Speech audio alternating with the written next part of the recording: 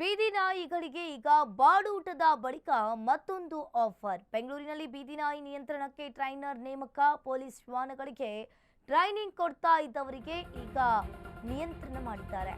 ಬೀದಿ ನಾಯಿಗಳಿಗೆ ಈಗ ಬಾಡೂಟದ ಬಳಿಕ ಮತ್ತೊಂದು ಆಫರ್ ಅನ್ನು ಕೊಟ್ಟಿದ್ದಾರೆ. ಬೆಂಗಳೂರಿನಲ್ಲಿನ ಬೀದಿ ನಾಯಿ ನಿಯಂತ್ರಣಕ್ಕೆ ಟ್ರೈನರ್ ಅನ್ನ ನೇಮಕ ಮಾಡಲಿದ್ದಾರೆ. ಪೊಲೀಸ್ ಶ್ವಾನಗಳಿಗೆ ಟ್ರೈನಿಂಗ್ ಕೊಡ್ತಾ ಇದ್ದವರಿಂದ ನಿಯಂತ್ರಣ. ಬೀದಿ ನಾಯಿಗಳ ನಿಯಂತ್ರಣ ಮಾಡೋಕೆ ಈಗಾಗಲೇ ಬಿಬಿಎಂಪಿ ಅವರು ಕೂಡ ಪ್ಲಾನ್ ಅನ್ನ ಮಾಡಿಕೊಂಡಿದ್ದಾರೆ. ಒಂದು ರೀತಿಯಾಗಿ ಈಗಾಗಲೇ ಬೀದಿ ನಾಯಿಗಳ ದಾಳಿಗೆ ಹಲವಾರು ಕೂಡ ಬಲಿಯಾಗಿರುವಂಥದ್ದು. ನಾಯಿಗಳ ವರ್ತನೆಯನ್ನ ಪತ್ತೆ ಹಚ್ಚಿ ಟ್ರೈನಿಂಗ್ಗೆ ಈಗಾಗಲೇ ಬಿಬಿಎಂಪಿ ಮುಂದಾಗಿರುವಂಥದ್ದು. ಪಾಲಿಕೆ ಅಧಿಕಾರಿಗಳ ನಡೆಗೆ ಮತ್ತೆ ಸಿಲಿಕಾನ್ ಜನ ಈಗ ಸಿಟ್ಟಾಗಿದ್ದಾರೆ. ಮಾಡೋ ಕೆಲಸ ಮಾಡಿ ಅಂದ್ರೆ ಏನೇನೋ ಪ್ಲಾನ್ ಅಂತ ಸಿಲಿಕಾನ್ ಸಿಟಿ ಜನ ಗರಂ ಆಗಿದ್ದಾರೆ. ಒಂದು ರೀತಿಯಾಗಿ ಇದು ಬೀದಿ ನಾಯಿಗಳಿಗೆ ಮತ್ತೊಂದು ಆಫರ್ ಅಂತಾನೆ ಹೇಳ್ಬೋದು. ಬೆಂಗಳೂರಲ್ಲಿಯ ಬೀದಿ ನಾಯಿಗಳ ನಿಯಂತ್ರಣಕ್ಕೆ ಟ್ರೈನರ್ ಅನ್ನ ನೇಮಕ ಮಾಡೋದಕ್ಕೆ ಈಗ ಬಿಬಿಎಂಪಿ ಅವರು ಕೂಡ ಪ್ಲಾನ್ ಅನ್ನ ಮಾಡ್ಕೊಂಡಿದ್ದಾರೆ.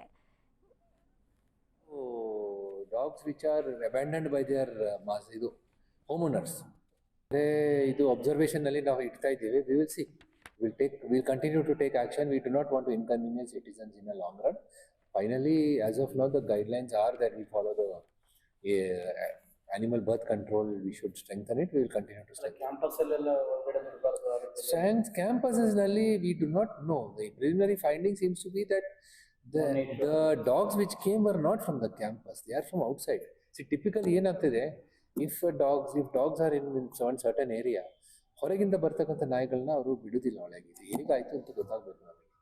And as far as we know, it is not those dogs which have done the biting. So we are doing detailed investigation in this regard also.